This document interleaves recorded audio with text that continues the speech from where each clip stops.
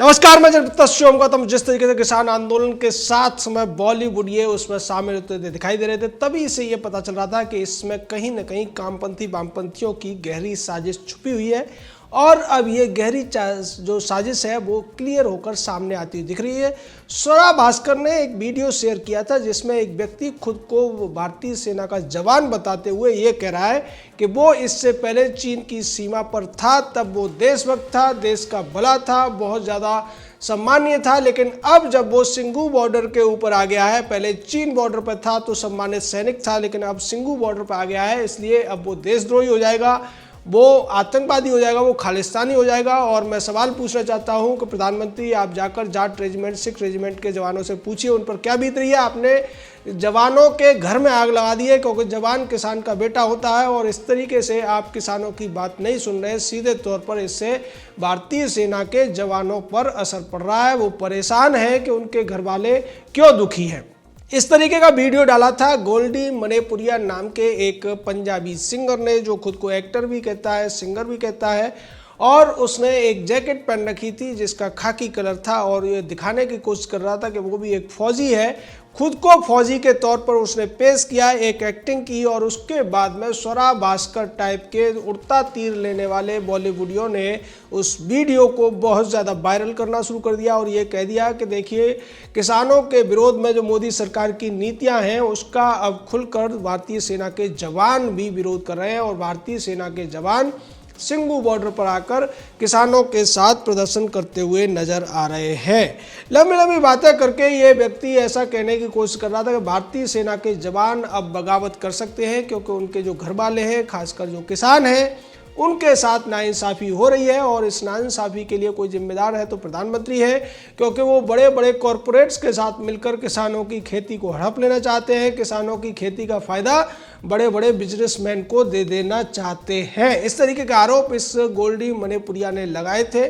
और बाद में स्वरा भास्कर टाइप के जो वामपंथी एजेंडा चलाने वाले, कामपंथी एजेंडा चलाने वाले लोग हैं, उन्होंने इसको वायरल करना शुरू किया, जिससे लोगों को लगा, क्योंकि ज़्यादातर लोग तो किसी बात की पड़ताल नहीं करते, उन्हें एक बात मिल जाती है और वो उसका विश्लेषण करना शुरू कर देते हैं उसी लाइन पर। इसके बाद जब लोगों ने खंगालना शुरू किया, स्वरा भास्कर से इसके बारे में पूछा गया, तब स्वरा ने जो ट्वीट किया था उसको डिलीट कर दिया। बाद में अब स्वरा को माफ़ी भी मांगनी पड़ेगी, वो माफ़ी मांग भी लेगी।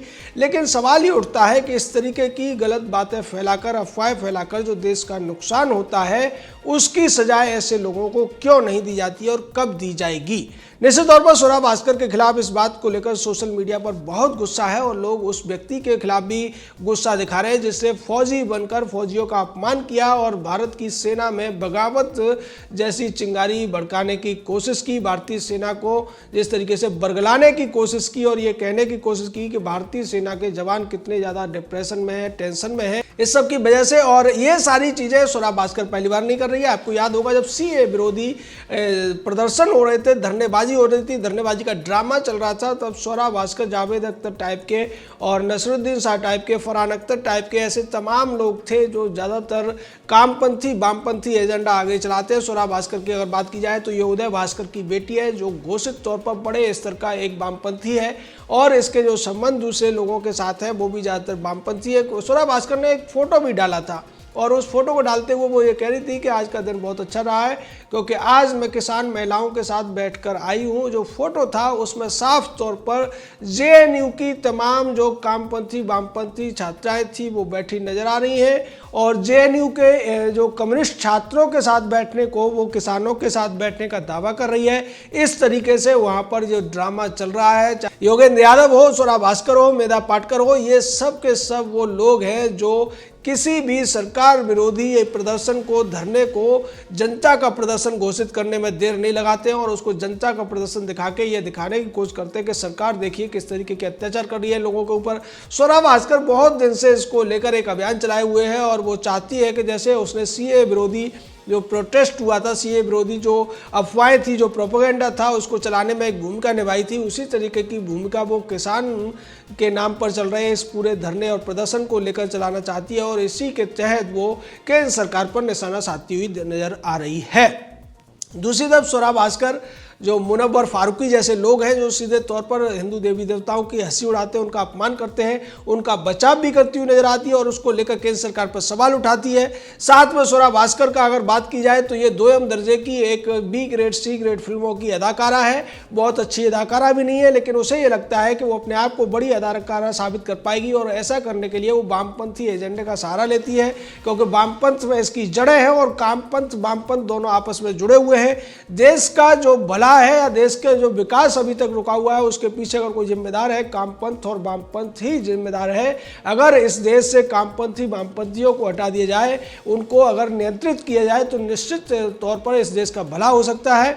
आज देश में जितनी समस्याएं हैं उनमें से ज़्यादातर समस्याएं बॉलीवुड की दी हुई है और बॉलीवुड पूरी तरीके से वामपंथ और वामपंथ के शिकंजे में फंसा हुआ है। इसका सबूत भी मिल चुका है, चाहे जावेद अख्तर जैसे लोग हों, अमिताभ बच्चन की पत्नी जया भादुड़ी हो या स्वरा भास्कर हो। इस तरीके के जो लोग हैं सिर्फ और सिर्फ एक सूत्री कार्यक्रम पर चलते हैं और वो है वामपंथ और वामपंथ का झंडा बुलंद करना। इसके लिए चाहे पूरे देश को कीमत चुकानी पड़े, चाहे लोगों को कितना भी भ्रमित करना पड़े, कोई भी झूठ फैलाना पड़े, और इस तरीके के झूठ फैलाने के बाद अगर पकड़े जाते हैं तो ये सॉरी बोल के चुपचाप निकल लेते हैं। कहा जाता है कि अंग्रेजों ने एक बहुत अच्छा वर्ड दिया है, सॉरी। कितनी भी बड़ी गलती कर लो, कितना भी बड़ा अपराध कर लो और चुपके से सॉरी बोलकर निकल लो। ऐसा देखने को मिलता है राजनेताओं में भी।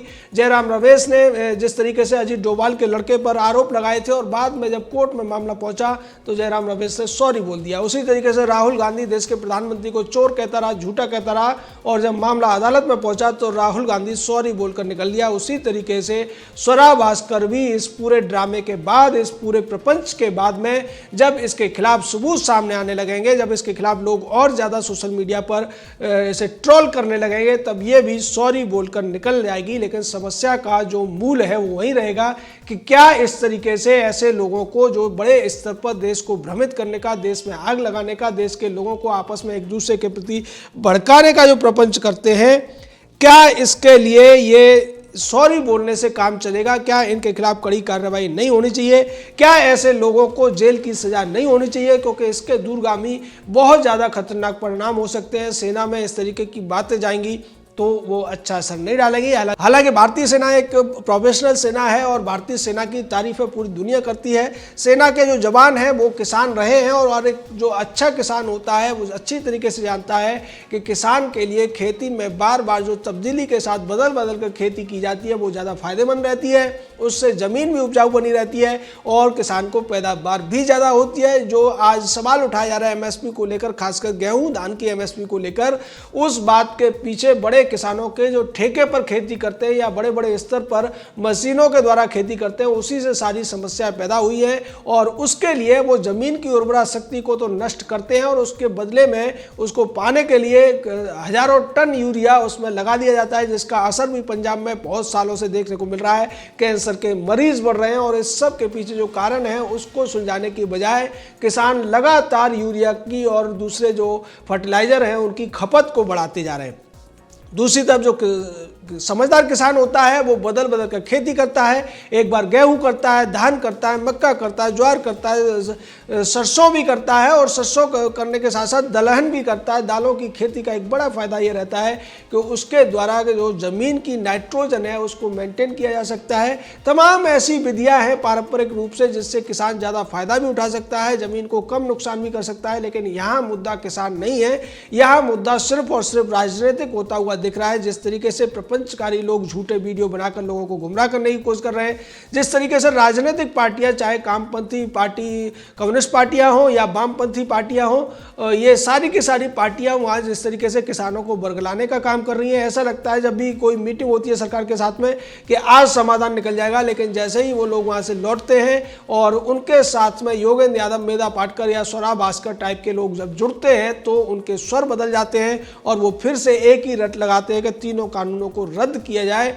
जैसा सीए के बारे में होता था कि एनआरसी रद्द करने की मांग करती थी स्वरा भास्कर और इसको लेकर वो एक बड़े चैनल पर बेइज्जत भी हुई थी।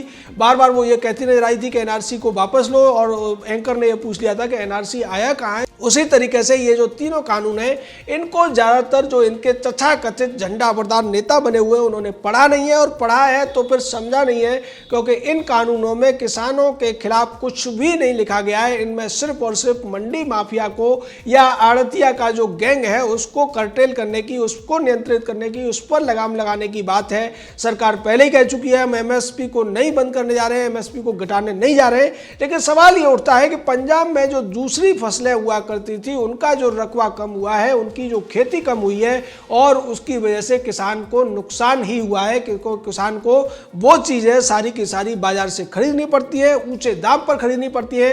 अगर किसान खुद ही दालें उपजा रहा होता तो उसको दाल भी सस्ती मिलती, और सरसों जैसी या तिल जैसी चीज़ें उपजा रहा होता तो उसको तेल भी सस्ते मिलते, फल सब्जियां भी सस्ती मिलती। लेकिन यहाँ पर बात को समझने की बजाय बात को उलझाने की कोशिश की जा रही है, और वामपंथी जो एनजीओ गैंग है, जो बॉलीवुड का एक उनका सपोर्ट सिस्टम है, वो उसको आगे बढ़ाने का काम कर रहा है। और इसके लिए वो झूठ का भी सहारा ले रहे हैं, सेना तक को झूठ में अपने शामिल करने की कोशिश कर रहे हैं। और इसको लेकर अब उन्हें सेना से भी माफी मांगनी पड़ेगी, लोगों से भी माफी मांगनी पड़ेगी।